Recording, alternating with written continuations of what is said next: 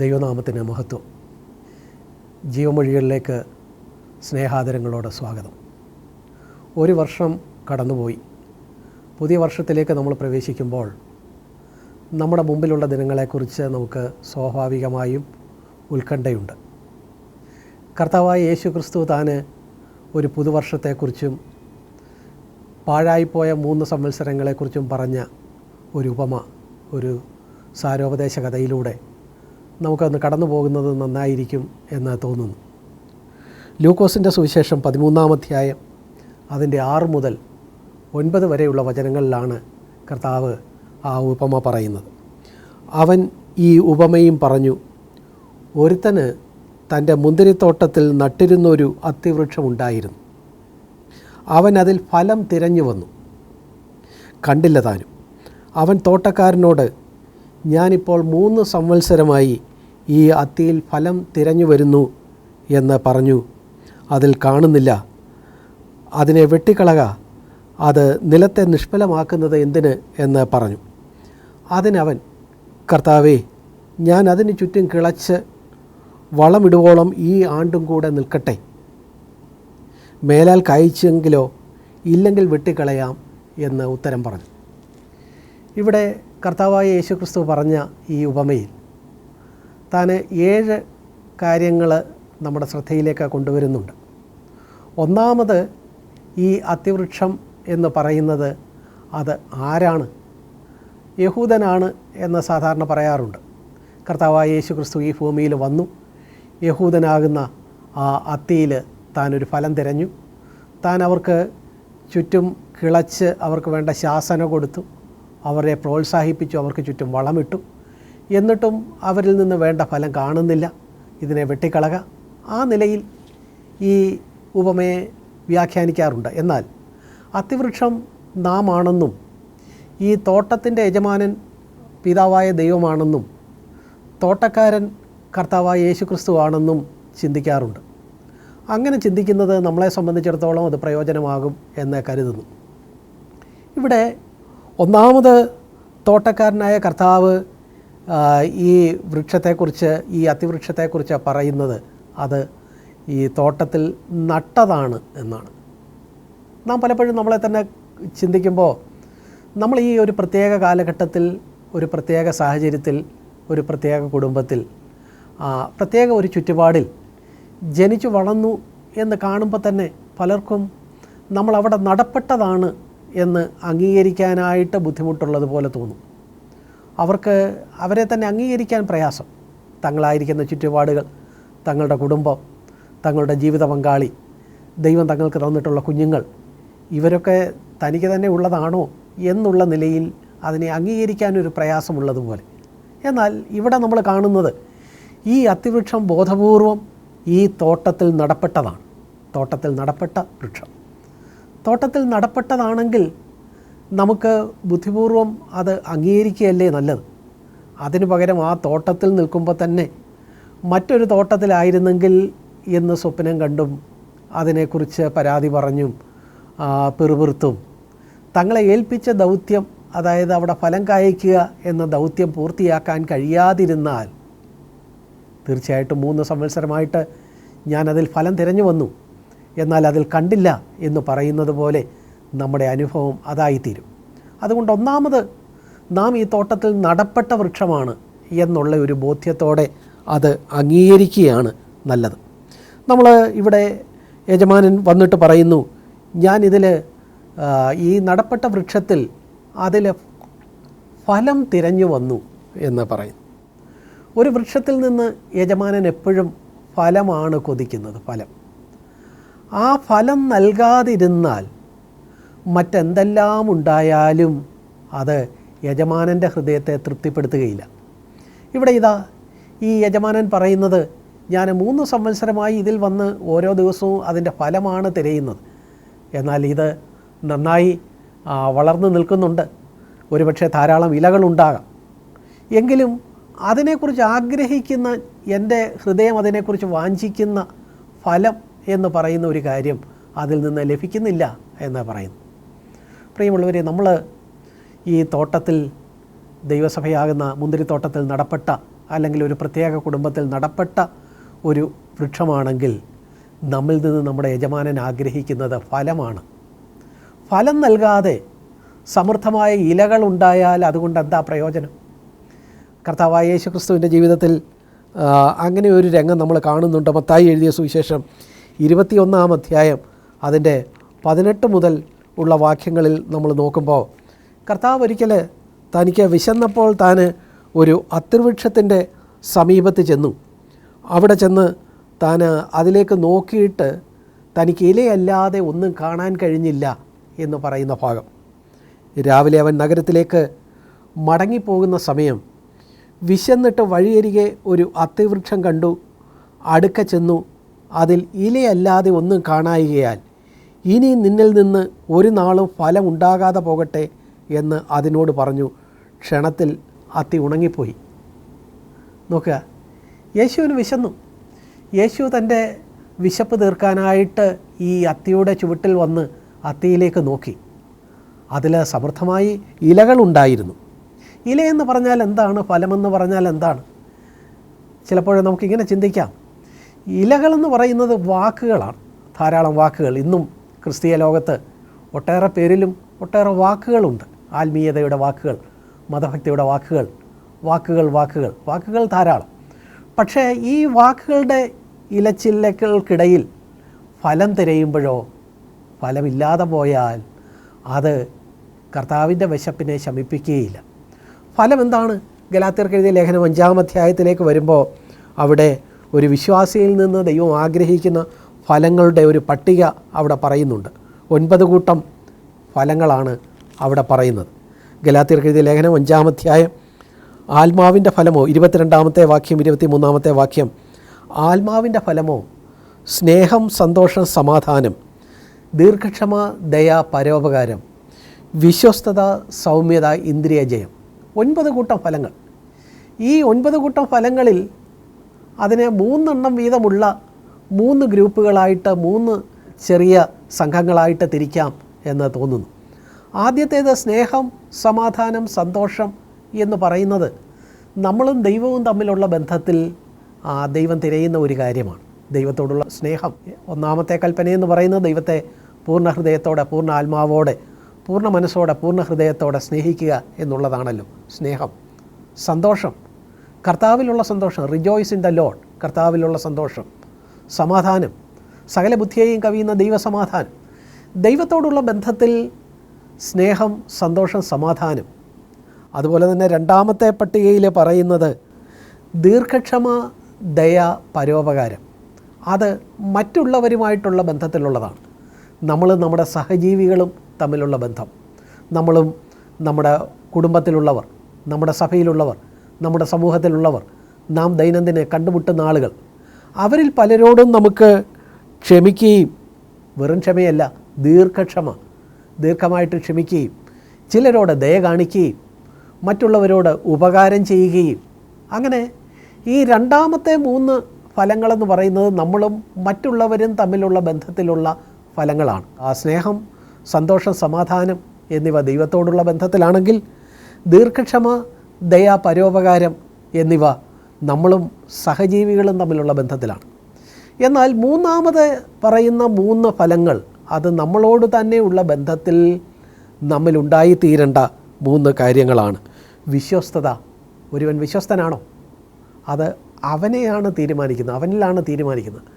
ഒരാൾ വിശ്വസ്തനാണോ? സൗമ്യനാണോ? സൗമ്യത. ഇന്ദ്രിയജയം, അവൻ്റെ അവയവങ്ങളുടെ മേൽ അവന് നിയന്ത്രണമുണ്ടോ? നോക്കുക, ഇങ്ങനെ 9 ഫലങ്ങൾ ഒരാളിൽ, ഒരു വിശ്വാസിയിൽ ദൈവം നോക്കുമ്പോൾ അത് തന്നെ ദൈവത്തോടുള്ള ബന്ധത്തിൽ, മറ്റുള്ളവരോടുള്ള ബന്ധത്തിൽ, അവനവനോടുള്ള ബന്ധത്തിൽ ഉള്ള ഈ ഫലങ്ങൾ നോക്കുമ്പോൾ ആ ഫലങ്ങൾ കണ്ടില്ലെങ്കിൽ, ഫലങ്ങളില്ലാതെ ദൈവത്തെ തൃപ്തിപ്പെടുത്താനായിട്ട് നമുക്ക് കഴിയില്ല. യേശുവിന് വിശന്നു. നമ്മൾ ആ രംഗമൊന്ന് വിഭാവന ചെയ്ത് നോക്കുക. യേശു നമ്മുടെ ജീവിത വൃക്ഷത്തിന് ചുവട്ടിൽ വന്ന് നിന്ന് നമ്മളെ നോക്കുന്നു, നമ്മിൽ നിന്നൊരു ഫലം തിരയുന്നു, തൻ്റെ വിശപ്പടക്കാൻ എന്തെങ്കിലും ലഭിക്കുമെന്ന് കരുതുന്നു. പക്ഷേ നിർഭാഗ്യം, നമ്മിൽ നിന്നൊന്നും ലഭിക്കുന്നില്ലെങ്കിൽ അതെത്ര ദുഃഖകരമായ ഒരു കാര്യമായിരിക്കും. നമുക്ക് ആ ഉപമയിലെ മറ്റൊരു കാര്യത്തിലേക്ക് വരിക. അവിടെ ഇതാ 3-ാമത് ഇതിനെക്കുറിച്ച് പറയുന്നത്, ഈ തോട്ടത്തിൽ നടപ്പെട്ട ഈ വൃക്ഷത്തിൽ ഞാൻ ഫലം തിരഞ്ഞു, അത് കണ്ടില്ല, അതുകൊണ്ട് ഇത് വെട്ടിക്കളയാം.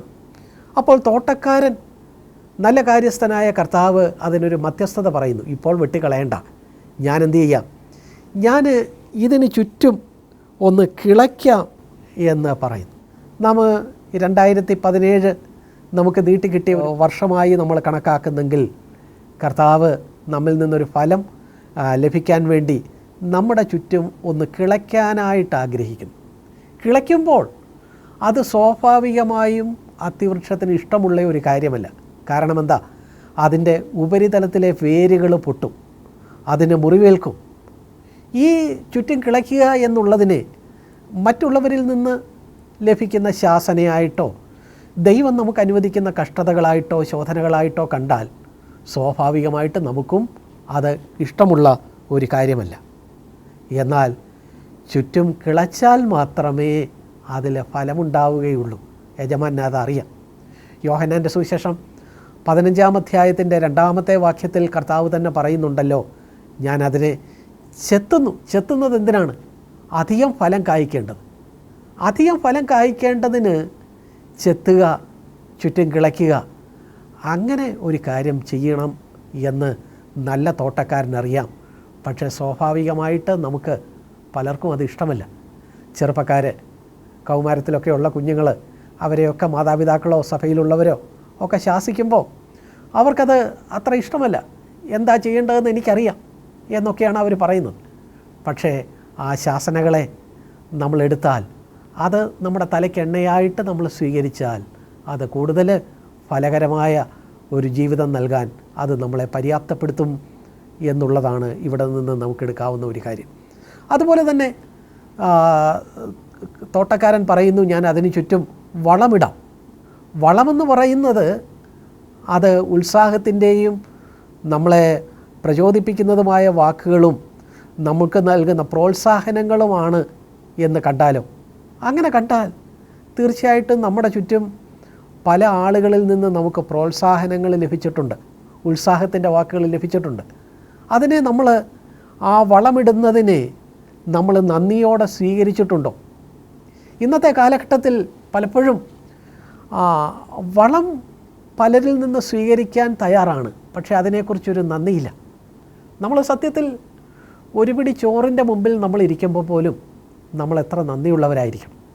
ഒരു പിടി ചോറ് നമ്മുടെ മുമ്പിൽ വരണമെങ്കിൽ അത് ആദ്യം അത് നെല്ല് പാകി ഞാറ് ആക്കി അത് നട്ട് അതിന് കളയെടുത്ത് വെള്ളമെടുത്ത് കൊണ്ട് നനച്ച് വളമിട്ട് അത് ഫലകാലമാകുമ്പോൾ അത് കൊയ്ത് കറ്റ മെതിച്ച് ആ നെല്ലെടുത്ത് അത് പിന്നെയും പല കാര്യങ്ങളിലൂടെ കടന്നുപോയി, പലരുടെ അധ്വാനങ്ങൾ, അതിനെല്ലാം ശേഷമാണ് അത് പാചകം ചെയ്ത് ഒരു പിടി ചോറായിട്ട് നമ്മുടെ മുമ്പിൽ വരുന്നത്. നമ്മൾ പലപ്പോഴും ഒരു പിടി ചോറിന് മുമ്പിൽ ഇരിക്കുമ്പോഴും നമ്മൾ എത്രയോ കണ്ണു നനഞ്ഞും ആളുകളോടുള്ള കൃതജ്ഞതയോടെയുമാണ് ഇരിക്കേണ്ടത്. നമുക്ക് ചുറ്റും വളമിട്ട ധാരാളം പേരുണ്ട്, അവരെ നമുക്ക് കൃതജ്ഞതയോടെ ഓർക്കണ്ടേ? ഈ ഇതിലേക്ക് വരുമ്പോൾ ഇതാ തോട്ടക്കാരൻ പറയുന്നു, ഞാനതിന് ചുറ്റും കിളയ്ക്കാം, അതിന് വളമിടാം, അത് കഴിഞ്ഞ് ഒരു ആണ്ടും കൂടെ, ഒരു വർഷം കൂടെ അത് നിൽക്കട്ടെ എന്ന് പറയുകയാണ്. ഒരു വർഷം കൂടി. ഒരു വർഷം അതത്ര ചെറിയ ഒരു കാലയളവാണ്. പലരും വിചാരിക്കുന്നത് 3 വർഷമായിട്ട് ഫലം കായ്ച്ചില്ല, ഇനിയിപ്പം ഒരു വർഷം കൊണ്ട് എങ്ങനെ കായ്ക്കും?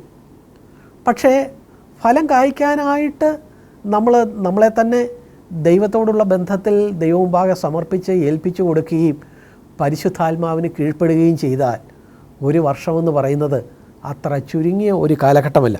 ഒരു വർഷത്തിൽ 12 മാസമുണ്ട്, 52 ആഴ്ചകളുണ്ട്, 365 ദിവസങ്ങളുണ്ട്. അതിനെക്കുറിച്ച് കണക്ക് കൂട്ടി ഒരാൾ പറഞ്ഞേക്കുന്നത് 8760 മണിക്കൂറുകളുണ്ട്, 5,26,600 മിനിറ്റുകളുണ്ട്, അതുപോലെ 3,15,36,000 സെക്കൻഡുകളുണ്ട്. നോക്കുക, അത്രയും സമയമുണ്ട്. ഈ സമയത്തിനിടയിൽ ഫലം കായ്ക്കരുതോ? പലരും പറയുന്നത് ഒരു വർഷം കൊണ്ട് എങ്ങനെയാണ് ഫലം കായ്ക്കുന്നത് എന്ന് വിചാരിച്ച് പിന്നെയും അതിനുവേണ്ടി നീട്ടി കാര്യങ്ങളെ നീട്ടിവെക്കുക. മനുഷ്യൻ്റെ പൊതുവായ ഒരു കാര്യമെന്ന് പറയുന്നത് അവൻ ഇന്ന് ചെയ്യേണ്ട കാര്യം ഇന്ന് ചെയ്യാതെ നാളത്തേക്ക് മാറ്റി വയ്ക്കുക. ലോട്ടറിക്കാരൊക്കെ പറയാറുള്ളത് പോലെ നാളെ നാളെ നാളെ. നമ്മുടെ ജീവിതത്തെ സംബന്ധിച്ച് ഇന്ന് ചെയ്ത് തീർക്കേണ്ട കാര്യം ഇന്ന് ചെയ്ത് തീർക്കാൻ കഴിഞ്ഞാൽ അതാണ് ദൈവം നമ്മിൽ നിന്ന് ആഗ്രഹിക്കുന്നത്. നാളെ അത് ചെയ്യാം, നാളെ ഇന്ന് ചെയ്യേണ്ട കാര്യം നാളെ ചെയ്യാം എന്ന് പറഞ്ഞ് നമ്മൾ മാറ്റിവെച്ചാൽ നാളെ നമ്മൾ വിചാരിക്കും അടുത്ത നാളെ ആകട്ടെ എന്ന് വിചാരിക്കും. ഇത് പിശാചിൻ്റെ ഒരു വലിയ തന്ത്രമാണ് എന്ന് നമ്മൾ തിരിച്ചറിയണം. എബ്രായർക്ക് എഴുതിയ ലേഖനത്തിൽ അതിൻ്റെ 3-ാം അധ്യായത്തിൽ 13-ാമത്തെ വാക്യത്തിൽ നമ്മൾ കാണുന്നു, ഇന്ന് എന്ന് പറയും തോറും നാൾ തോറും ഓരോ ദിവസവും ഓരോ ദിവസത്തെ നമ്മൾ പ്രയോജനപ്പെടുത്തണം. എന്നാൽ പിശാച് എപ്പോഴും നമ്മളെ ആ കാര്യങ്ങൾ മാറ്റിവെക്കാനാണ് പ്രേരിപ്പിക്കുന്നത്. നമ്മൾ പുറപ്പാട് പുസ്തകത്തിൽ വളരെ രസകരമായ ഒരു സന്ദർഭം നമ്മൾ കാണുന്നുണ്ട്. പുറപ്പാട് പുസ്തകം അതിൻ്റെ 8-ാമത്തെ അധ്യായത്തിലേക്ക് വരുമ്പോൾ അവിടെ മോശെ ഫറവോനും ഇസ്രായേൽ മക്കൾക്കും നേരെ നൽകുന്ന ചില ബാധകൾ. ആ ബാധകൾ വന്നപ്പോൾ തവള വന്ന് ഫറവോനെയും അവൻ്റെ രാജഗ്രഹത്തിലുള്ളവരെയും ഒക്കെയും അങ്ങനെ ബാധിച്ച് അവർക്കൊരു സാധാരണ ജീവിതം നടത്താൻ കഴിയാത്ത ഒരു സാഹചര്യം വന്നു. ആ സാഹചര്യം വന്നപ്പോൾ തവള എന്ന് പറയുന്ന ആ ബാധ നീങ്ങിപ്പോകേണ്ടതിന് ഫറവോൻ ഉടനെ തന്നെ മോശയെ ആളയച്ചു വിളിച്ചു. മോശയോട് പറഞ്ഞു, ഈ തവള എന്നെ വിട്ട് നീങ്ങാനായിട്ട് നീ പ്രാർത്ഥിക്കണം. നേരത്തെ നീ പ്രാർത്ഥിച്ച് പല ബാധകൾ മാറ്റിയല്ലോ, അതുപോലെ ഈ തവള മാറാൻ വേണ്ടി പ്രാർത്ഥിക്കണം എന്ന് പറയും. ഉടനെ മോശ അവിടെ ചോദിക്കുന്നു, തവള അതിൻ്റെ 9-ാമത്തെ വാക്യം, പുറപ്പാട് പുസ്തകം 8-ാം അധ്യായം 9-ാമത്തെ വാക്യത്തിൽ മോശ ഫറവോനോട്, തവള നിന്നെയും നിൻ്റെ ഗ്രഹങ്ങളെയും വിട്ട് നീങ്ങി നദിയിൽ മാത്രം ഇരിക്കേണ്ടതിന് ഞാൻ നിനക്കും നിൻ്റെ ഭൃത്യന്മാർക്കും വേണ്ടി എപ്പോൾ പ്രാർത്ഥിക്കണം, അതിനായിട്ടൊരു സമയം നിശ്ചയിച്ചാട്ട് ഞാനപ്പോൾ പ്രാർത്ഥിക്കാം എന്ന് അവിടെ പറയുന്നു. അപ്പോൾ അതിൻ്റെ 10-ാമത്തെ വാക്യത്തിൽ ഫറവോൻ്റെ മറുപടി രസകരമായ ഒരു മറുപടിയാണ്. ഫറവോൻ എന്താ സ്വാഭാവികമായിട്ട് പറയേണ്ടത്? തവളയെ കൊണ്ട് ഫറവോനും ഫറവോൻ്റെ രാജഗ്രഹത്തിലുള്ളവരും അവൻ്റെ ഭൃത്യന്മാരും ആകെ വിഷമിച്ചു. അങ്ങോട്ട് തിരിഞ്ഞാൽ തവളയുടെ ശല്യം, ഇങ്ങോട്ട് തിരിഞ്ഞാൽ തവളയുടെ ശല്യം. അങ്ങനെ തവളയെ കൊണ്ട് ആകെ വിഷമിച്ച ആ ഫറവോൻ സ്വാഭാവികമായിട്ടും പറയേണ്ടത് ഇപ്പം തന്നെ പ്രാർത്ഥിച്ചാട്ടെ, ഇപ്പോൾ ഈ തവള എന്നെ വിട്ട് നീങ്ങട്ടെ എന്നല്ലേ പറയേണ്ടത്. പക്ഷേ ഫറവോൻ അങ്ങനെയല്ല പറയുന്നത്. ഫറവോൻ പറയുന്നത് അതിൻ്റെ 10-ാമത്തെ വാക്യത്തിൽ എപ്പോൾ പ്രാർത്ഥിക്കണം, എനിക്ക് സമയം നിശ്ചയിച്ചാലും എന്ന് പറഞ്ഞപ്പോൾ നാളെ എന്നവൻ പറയുന്നു. തീർച്ചയായിട്ടും ഫറവോനെ നമ്മൾ സാത്താൻ്റെ ഒരു പ്രതീകമായിട്ട് കണ്ടാൽ സാത്താൻ്റെ ഒരു തന്ത്രം കാര്യങ്ങളെ നാളത്തേക്ക്, എത്രയും നല്ല കാര്യങ്ങളാണെങ്കിൽ പോലും അത് നാളത്തേക്ക് മറ്റൊരു സമയത്തേക്ക് മാറ്റിവെക്കുക എന്നുള്ളതാണ് അവന് ആഗ്രഹിക്കുന്നത്. പ്രിയപ്പെട്ടവരെ, നമ്മുടെ ജീവിതത്തെ സംബന്ധിച്ചിടത്തോളം ഒരാണ്ട് എന്ന് പറയുന്നത് ഒരു ചുരുങ്ങിയ സമയമല്ല. നമുക്ക് ഫലം കായ്ക്കാൻ താല്പര്യമുണ്ടെങ്കിൽ, അതിനായൊരു സമർപ്പണമുണ്ടെങ്കിൽ നമുക്ക് 1 വർഷം ധാരാളം മതിയാവും. പക്ഷേ ഇന്ന് ചെയ്യേണ്ട കാര്യത്തെ നമ്മൾ നാളത്തേക്ക് മാറ്റിവെക്കല്ലേ. ലൂക്കോസിൻ്റെ സുവിശേഷം 13-ാം അധ്യായത്തിലെ വചനത്തിലേക്ക് വരുമ്പോൾ ഇവിടെ ഒരു ആണ്ടും കൂടെ നിൽക്കട്ടെ, ഞാനതിന് കിളച്ച് വളമിടുവോളം ഒരാണ്ടും കൂടെ നിൽക്കട്ടെ എന്ന് പറയുന്നു. എന്നാൽ മേലാൽ കായ്ച്ചില്ലെങ്കിലോ, ഇല്ലെങ്കിൽ വെട്ടിക്കളയുക. അടുത്ത ഒരു കാര്യം നമ്മൾ കാണുന്നത് വെട്ടിക്കളയുക. ദൈവത്തിൻ്റെ ക്ഷമ എന്ന് പറയുന്നത് ദീർഘക്ഷമയാണ്. ഏത് കാര്യത്തിനും ദൈവം ആളുകളോട് ദീർഘമായിട്ട് ക്ഷമിക്കും.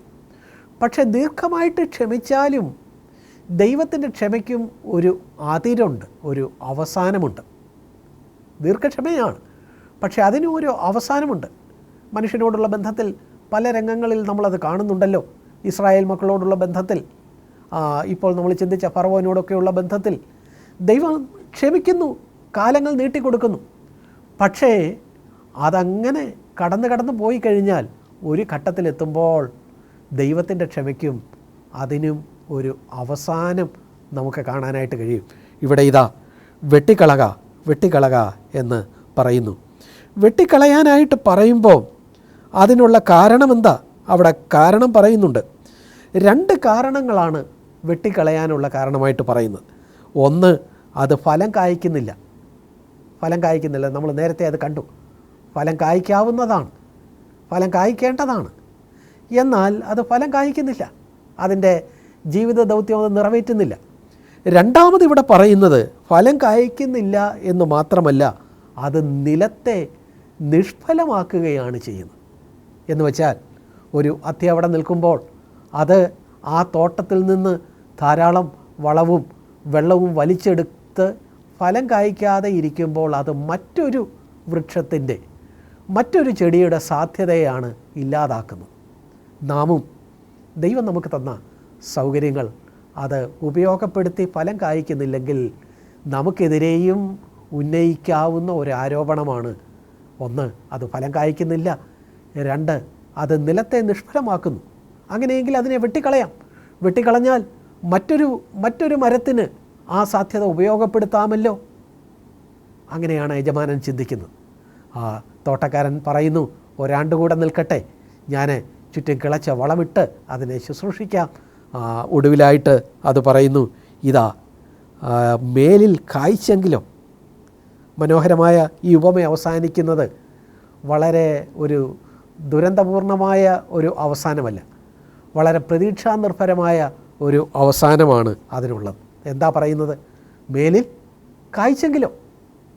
നോക്കുക, ആ തോട്ടക്കാരൻ്റെ ഹൃദയത്തിൻ്റെ ആഗ്രഹം 3 സംവത്സരമായിട്ട് കായ്ച്ചില്ല എന്നുള്ള അതിൻ്റെ ദുഃഖകരമായ പൂർവ്വകാലം മറന്നുകൊണ്ട് തന്നെ തോട്ടക്കാരൻ അതിനെക്കുറിച്ച് പ്രതീക്ഷയോടെ ആഗ്രഹിക്കുന്നു. ഒരു വർഷമുണ്ടല്ലോ, മേലിൽ കായ്ച്ചെങ്കിലോ. നമ്മുടെയും ജീവിതവൃക്ഷത്തിന് ചുവട്ടിൽ നിന്ന് ദൈവം ആഗ്രഹിക്കുന്നത് അതാണ്. ഇത്രയും നാൾ ഒരുപക്ഷെ നാം നിലത്തെ നിഷ്ഫലമാക്കി, നാം ഫലം കായ്ച്ചില്ല. എന്നാൽ മേലിൽ കായ്ച്ചെങ്കിലോ. അങ്ങനെ ഉണ്ടെങ്കിൽ അതെത്ര വലിയൊരു സാധ്യതയാണ്. ഇവിടെ ദൈവം എപ്പോഴും പ്രതീക്ഷയുടെ ദൈവമാണ്. പ്രതീക്ഷയുടെ ദൈവം. എത്ര പാപിയെ സംബന്ധിച്ചും ദൈവത്തിന് പ്രതീക്ഷകളുണ്ട്. എത്ര പിന്മാറിപ്പോയ ആളിനെ സംബന്ധിച്ചും പ്രതീക്ഷയുണ്ട്. ആ പ്രതീക്ഷയുടെ ദൈവം ഇതാ പറയുന്നു, മേലിൽ കായ്ച്ചെങ്കിലോ. അങ്ങനെയെങ്കിൽ അത് എൻ്റെ ഹൃദയത്തെ തൃപ്തിപ്പെടുത്തും, അത് നിൽക്കട്ടെ എന്ന് പറഞ്ഞ് അങ്ങനെ വളരെ മനോഹരമായ ഒരു പ്രതീക്ഷയോടെയാണ് ഈ ഉപമ അവസാനിക്കുന്നത്. ഇവിടെ നമ്മൾ യോവേലിൻ്റെ പുസ്തകം 3-ാം അധ്യായത്തിൻ്റെ 25-ാം വചനത്തിലേക്ക് ചെല്ലുമ്പോൾ അവിടെ നമുക്കിതിനെ കവിയുന്ന ഒരു പ്രതീക്ഷ കാണാനായിട്ട് കഴിയും. യോവേലിൻ്റെ പുസ്തകം 3-ാം അധ്യായത്തിൻ്റെ 25-ാമത്തെ വചനത്തിൽ വെട്ടുക്കിളിയും വിട്ടിലും തുള്ളനും പച്ചപ്പുഴുവും തിന്നുപോയ അങ്ങനെ നഷ്ടമായ സംവത്സരങ്ങൾക്ക് പകരം അതിനെ കവിയുന്ന ആ സംവത്സരങ്ങളുടെ നഷ്ടങ്ങളെപ്പോലും നികത്തിത്തരത്തക്കവണ്ണം വലിയ ഒരു ഫലം അതിൽ നിന്നുണ്ടാകും, അതിനുള്ള സാധ്യത ഞാൻ നൽകും എന്നാണ് യോവേലിൻ്റെ പുസ്തകം 3-ാം അധ്യായം 25-ാമത്തെ വചനത്തിൽ പറയുന്നത്. പ്രിയപ്പെട്ടവരെ, നമ്മുടെ ജീവിതത്തെ സംബന്ധിച്ചിടത്തോളം നമ്മൾ പിന്നിട്ട പല വർഷങ്ങളിൽ നമ്മൾ വേണ്ടത്ര ഫലം കായ്ച്ചില്ല എന്നിരിക്കട്ടെ, എന്നാലും ആ നഷ്ടപ്പെട്ട വർഷങ്ങളെ ദൈവം നമുക്ക് പകരം തരും. അങ്ങനെയുള്ള ഒരു പ്രതീക്ഷ.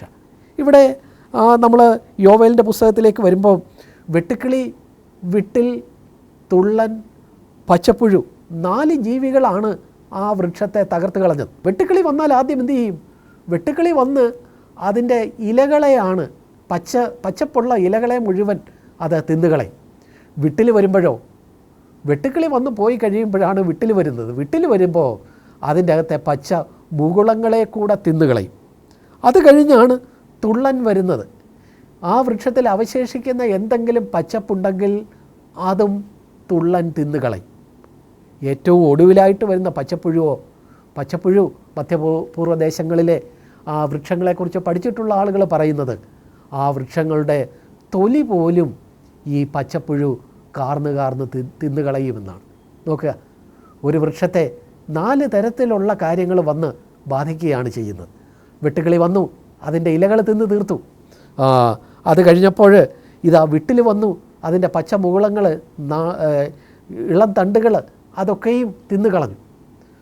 പിന്നെയും കാണുന്നത് തുള്ളൻ, എന്തെങ്കിലും പച്ചപ്പതിലുണ്ടെങ്കിൽ അത് നശിപ്പിച്ച് കളഞ്ഞു. പച്ചപ്പുഴു വന്നപ്പോഴോ അതിൻ്റെ തൊലി പോലും കാർന്നു തിന്ന് അതിനെ വെറും ഒരു ഉണങ്ങിയ മരമായിട്ട് നിർത്തുകയാണ്. ഒരു പ്രതീക്ഷയും ഇനിയുമില്ല, ഒരു പ്രതീക്ഷയും അവശേഷിക്കുന്നില്ല. പക്ഷെ ഒരു പ്രതീക്ഷയും അവശേഷിക്കാതിരിക്കുമ്പോഴും ദൈവം അവിടെ പറയുന്നത്, പ്രതീക്ഷകളുടെ ദൈവം പറയുന്നത്, ഞാൻ ഈ നഷ്ടപ്പെട്ട സംവത്സരങ്ങൾക്ക് പകരം ഇതിന് ഫലകരമായ ഒരു അവസ്ഥ ഇതിന് നൽകും എന്നാണ്. നമുക്ക് ഈ വചനത്തെ നമ്മുടെ ജീവിതത്തോട് ചേർത്ത് വെച്ചാലോ? നമുക്ക് പല വർഷങ്ങൾ നമ്മൾ നഷ്ടപ്പെടുത്തി കളഞ്ഞു, എങ്കിലും ദൈവം നമ്മെക്കുറിച്ച് വീണ്ടും പുതിയ പ്രതീക്ഷകളോടെ ദൈവം കാത്തിരിക്കുന്നു. നമുക്ക് ഈ ഉപമ അവസാനിക്കുമ്പോൾ ഇതൊരു സസ്പെൻസിലാണ് അവസാനിക്കുന്നത്. ഇതനുസരിച്ച് ഒരു വർഷം കൊണ്ട് ഈ വൃക്ഷം ഫലം കായ്ച്ചോ? നമുക്കറിയില്ല. കർത്താവ് അതിന് മറുപടി പറഞ്ഞിട്ടില്ല. ഉപമയിൽ അതിന് ഉത്തരമില്ല. അതിനുള്ള ഉത്തരം നമ്മൾ നമ്മുടെ ജീവിതം കൊണ്ടാണ് നൽകേണ്ടത്. ഒരു വർഷം അതുകൊണ്ട് നമുക്ക് ഫലം കായ്ക്കാനായിട്ട് കഴിയും. ഈ വൃക്ഷം ഫലം കായ്ച്ചോ? നമ്മൾ നമ്മുടെ ജീവിതം കൊണ്ട് നമുക്ക് മറുപടി പറയാം. 2017 ഫലം കായ്ക്കാം. യജമാനൻ്റെ ഹൃദയത്തെ തൃപ്തിപ്പെടുത്താം. ദൈവം നമ്മെ എല്ലാവരെയും ഈ വചനങ്ങളാൽ അനുഗ്രഹിക്കും.